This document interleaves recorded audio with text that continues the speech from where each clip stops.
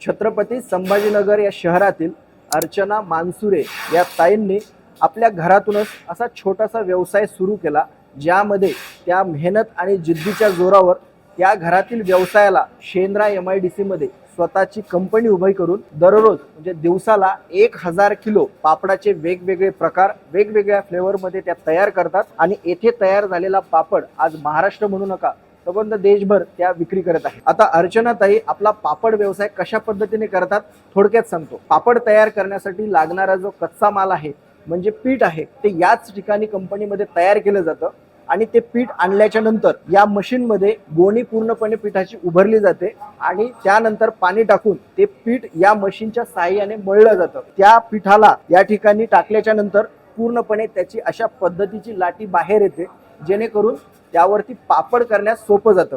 पापड तयार करण्यासाठी लागणारं पीठ मळल्याच्या नंतर ते या मोठी जी आपल्याला मशीन दिसते या मशीन मध्ये ठेवलं जातं। या ठिकाणी ठेवल्याच्या नंतर त्या पिठाला आपोआप या मशीनच्या साहाय्याने पुढे सरकवत त्याचे पापड तयार केले जातात। वेगवेगळे साईज असतील, वेगवेगळ्या पद्धतीचे पापड या ठिकाणी रोल मधून तयार होतात आणि ते पापड कन्व्हेअर बेल्टच्या साहाय्याने पुढे असे सरकत जातात। आपल्याला हे भलं मोठं मशीन दिसतंय, या मशीनला ड्रायर म्हटलं जातं।